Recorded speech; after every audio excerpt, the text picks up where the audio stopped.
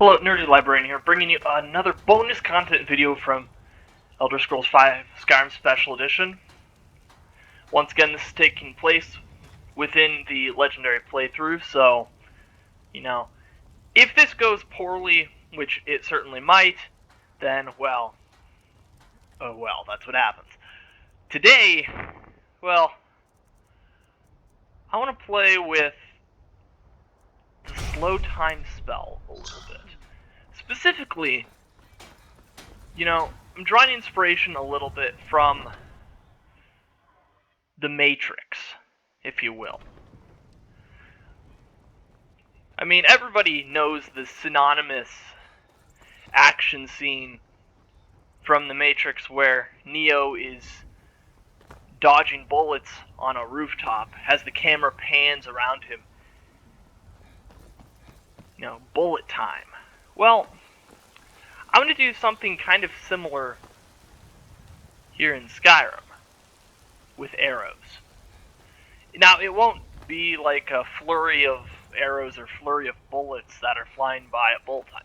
Nothing like that, no, but what Felix wants to be able to do is effectively dodge out of the way. And yeah, that's the plan for this bonus content episode. And in order to do this, well,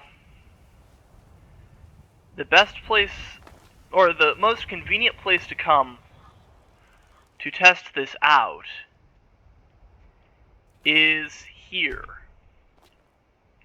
at a bandit camp underneath Whiterun. So you can see there are bandits here. So we just need to make them angry enough, and then... Oh, see? We got that to work. They definitely missed. Let's see if we can do it again. I don't know how long this shout... Oh, that's how long the shout lasts for? Run away! But we did get it to sort of work. Oh! Okay, we didn't need slow motion for that one. That nearly took Felix's head out. Oh my goodness. Yeah, so we had immediate success there, like right off the bat. So I want to see if we can replicate that once the shout comes back here. And it doesn't matter that the bandits can see us, or have been able to see us. I mean, if they get in combat with that saber cat, it'll damage them a little bit. Not to mention, we have guards nearby that we can run back to and get involved in the combat. That way we're not directly facing the ire of these bandits. But this is kind of exciting. We got it to work first try. So there's the Marauder there with his bow. Okay.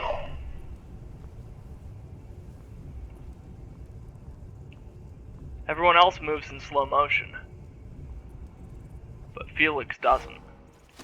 Okay, there was an arrow fired, but that Marauder really took his time on firing it. Also, when you're running away from an archer, never run in a straight line. As you saw there, Felix was darting back and forth. He was being safe about it. Yeah. That's the way to do it. See, I ought to use more of the shouts in game aside from Unrelenting Force. I mean, I tried using Stormcall during one of the episodes, which I will let you know that the posting of this bonus content episode is probably going to not fall in line with the chronology of the Legendary playthrough, and that's fine. Yep, there's the arrow. Did you see it? Yeah. Oh, here we go. Let's get the guards involved in this now. Okay. Oh, okay. Wow. Whew. That came close. But they didn't hit us. They didn't hit Felix. And we definitely got a good slow-mo dodge in there. This is excellent. I like this.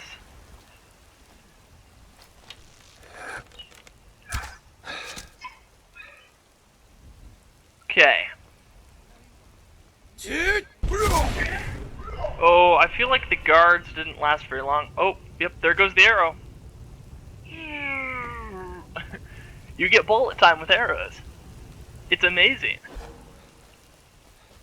Why don't I use this more? Because you can basically move full speed while in slow motion, whereas everyone else is going...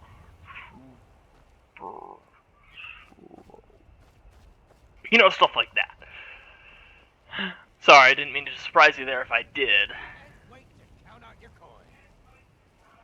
Ooh, here we go. Oh, no. Oh, you tried. You tried. I have to keep you away from those NPCs, you know? It's no fault of their own.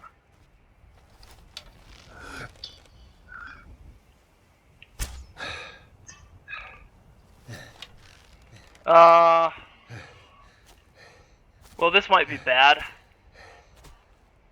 That bandit marauder might be... Well... Nope, NPCs still seem to be fine. What are they doing? Okay, good. They are doing battle with the guard. That's what I wanted.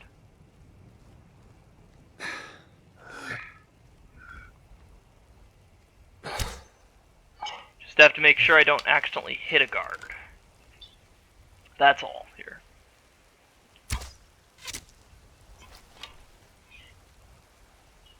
You wandered into the wrong neighborhood, rookie. Okay. Been detected by someone. Okay, there's the archer.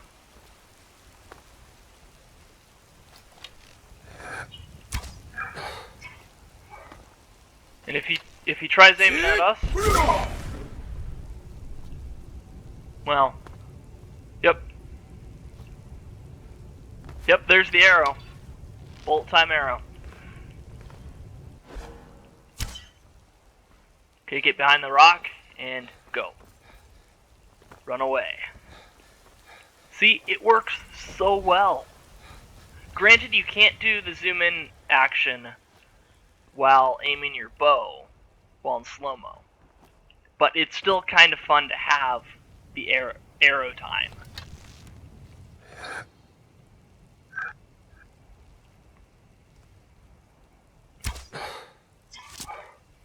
Oh, we did get it. Oh, he's done. Wow. That went really well. Everything went according to plan there. That was excellent.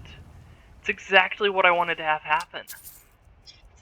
And, I mean, you know, I'm going to keep it short and sweet here. That's what we wanted to do. But before I end this bonus content video here on this successful note, let's go loot their bandit camp and see what we can find. Because I don't want to leave a stone unturned here. You know, we took out the bandits, we did the work, so let's go see what the reward is. There wasn't a bounty out on them or anything, but they might have something in their camp. Now, granted, that was only 2 bandits. 2 bandit marauders, in fact. So I feel like when I step into the camp, more are going to appear.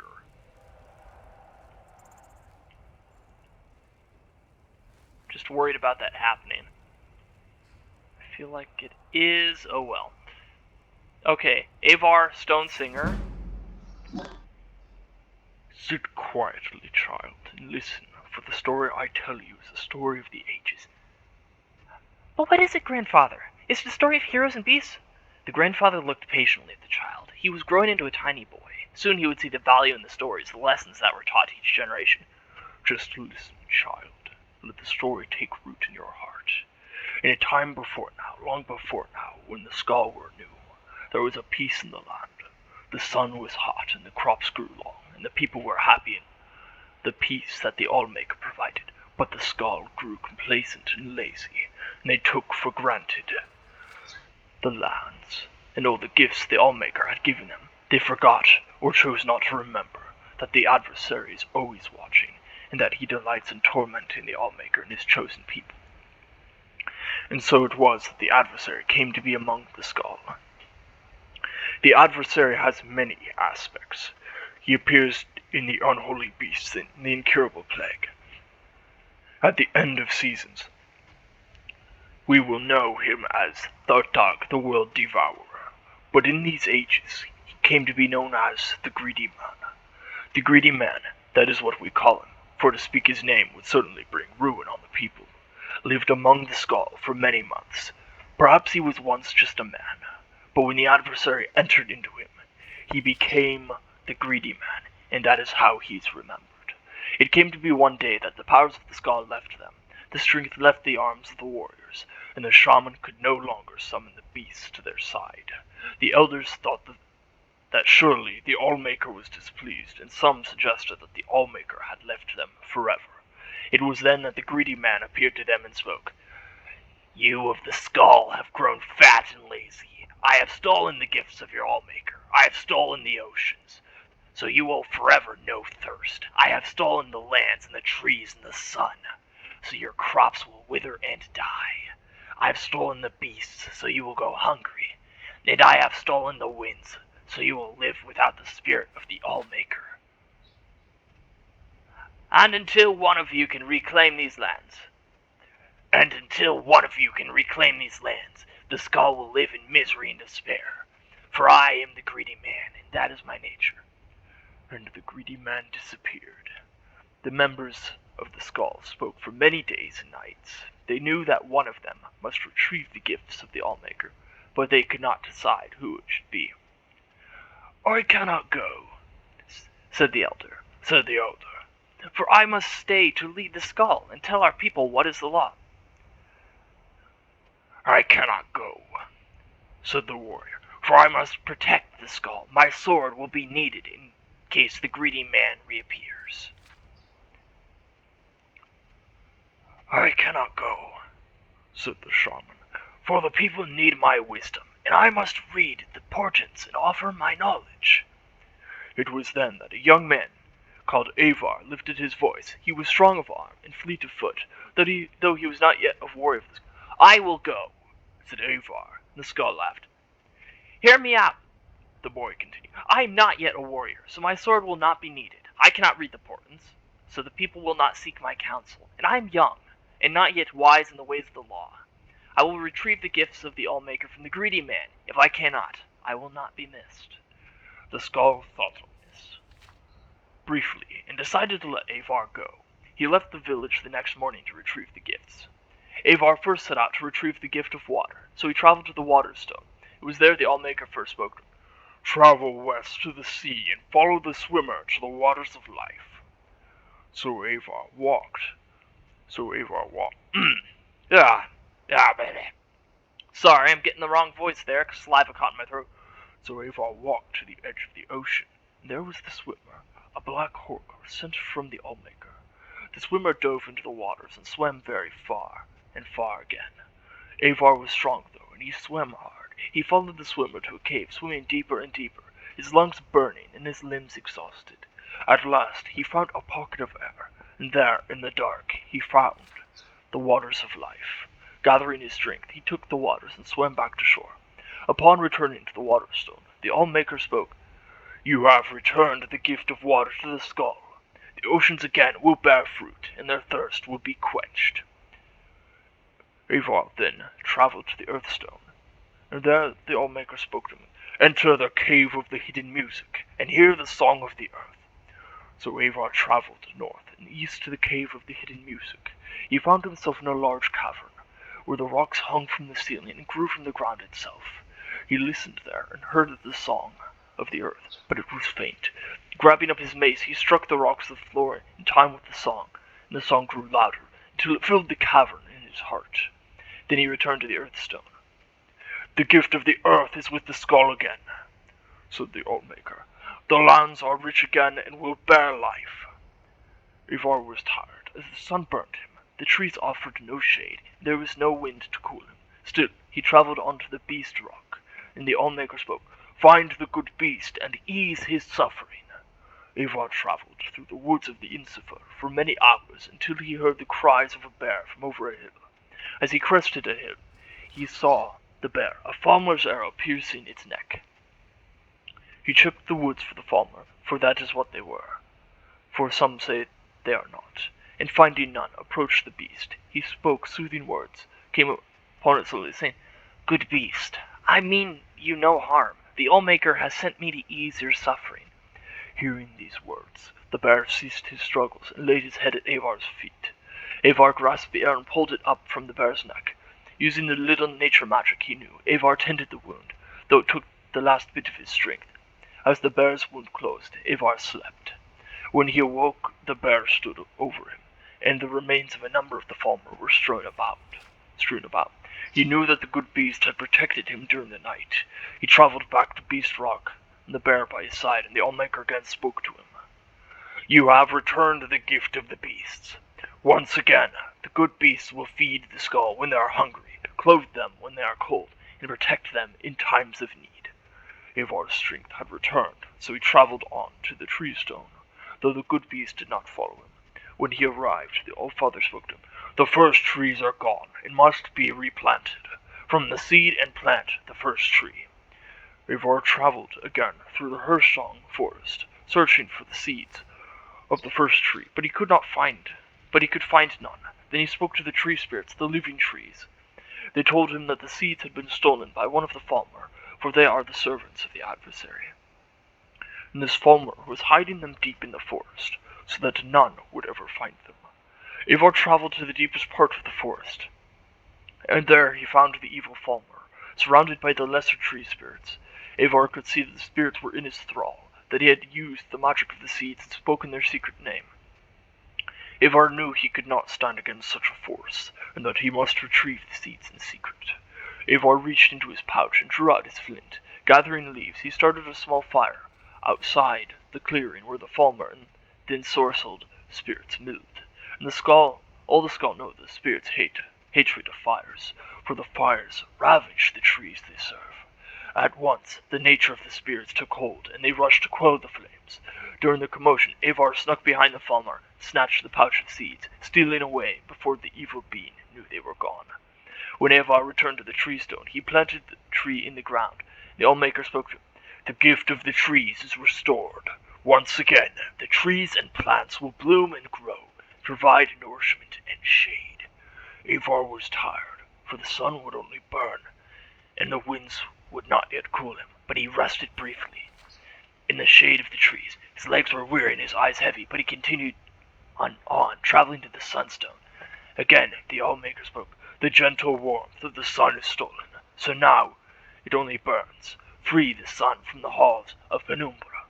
And so Avar walked west over the frozen lands until he reached the halls of Penumbra. The air inside was thick and heavy, and he could see no farther than the end of his arm. Still, he felt his way through the walls, though he heard the shuffling of feet, and knew that this place held the unholy beasts who would tear his flesh and eat his bones. For hours he crept along, until he saw a faint glow far at the end of the hall. There, from behind a sheet of perfect ice, came a glow, so bright he had to shut his eyes, lest they be forever blinded.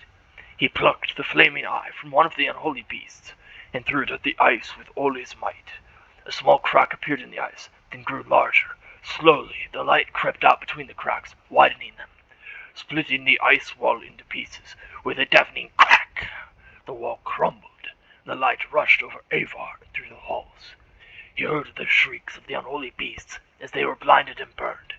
He ran out of the halls, following their light, and collapsed on the ground outside. When he was able to rise again, the sun again warmed him, and he was glad for that. He traveled back to the sunstone where the All-Maker spoke to him. "The gift of the sun is the skulls once again. It will warm them and give them light."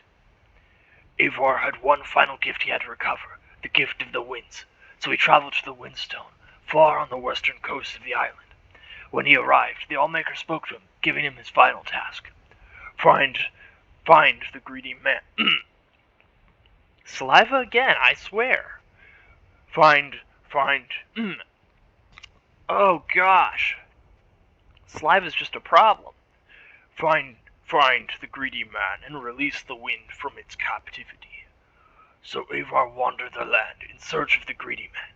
He looked in the trees, but the greedy man did not hide there, nor did he hide near the oceans or the deep caves, and the beasts had not seen him in the dark forests.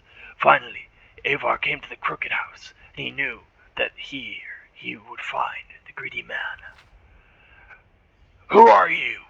shouted the greedy man, "that you would come to my house?"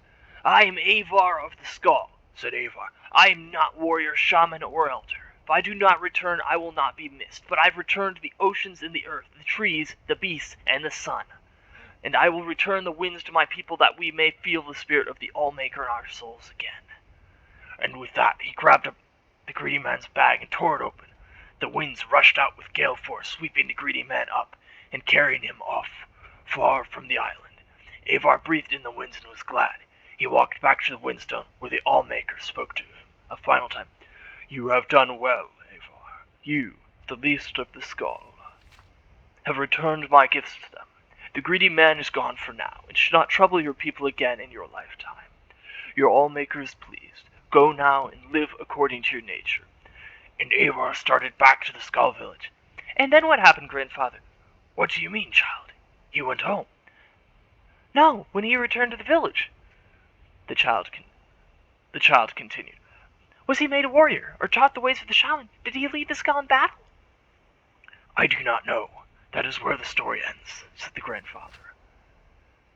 "But that is not an ending. That is not how stories end." The old man laughed and got up from his chair. "Is it not?"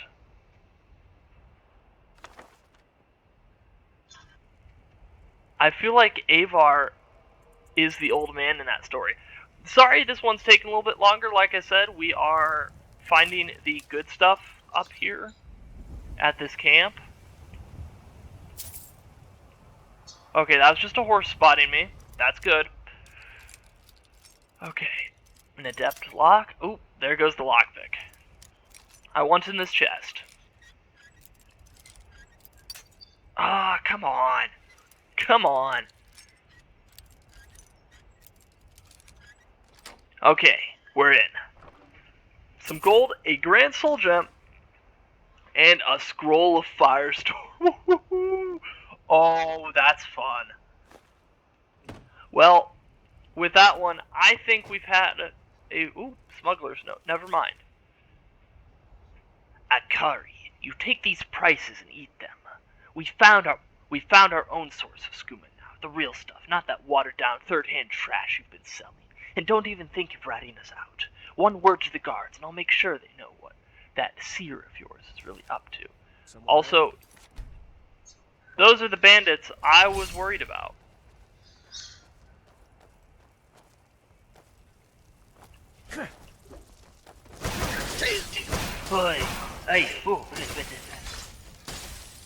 Well,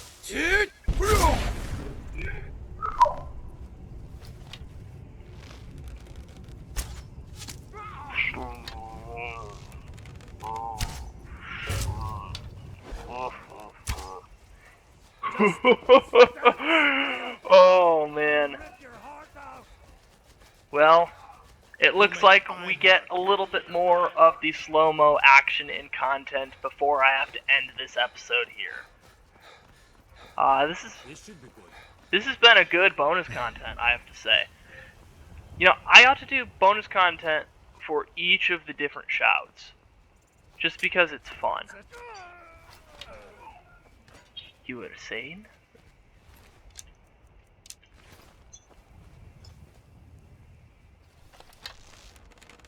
Yeah, so like I said, I ought to do bonus content for each of the different shouts. And, I mean, they don't have to be the full 3-word shouts either. They can be whatever length, just so long as we can do something with them, have a little fun with them.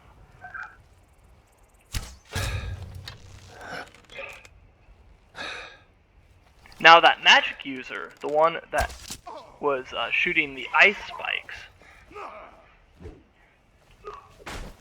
Lucky hit.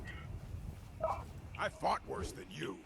I don't know if I want to get hit by this thug actually. But that ice spike user, I think we can definitely get the slow-mo combat that we want to see here.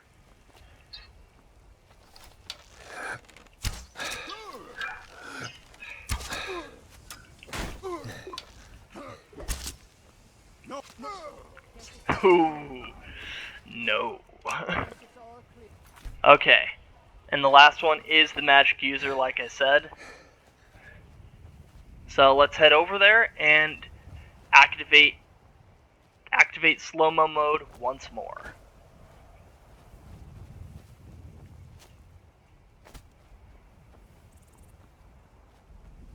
Yoo-hoo, I'm right here. Come on, you have fancy magicka, don't you?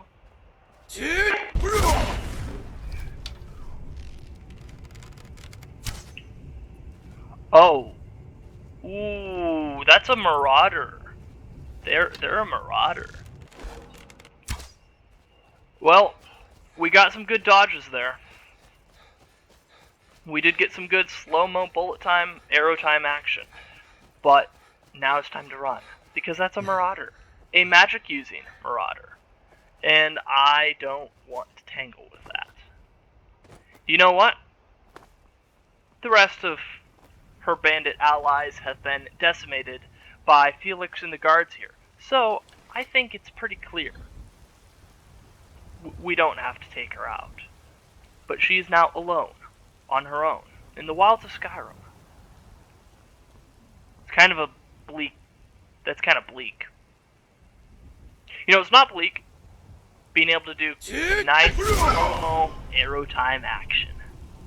Well, I'm the Nerdy Librarian. I'm going to end this bonus content video here. If you liked what you saw, don't forget to like, subscribe, and leave a comment. I will continue to make more of these. Thank you for watching. See you guys in the next one.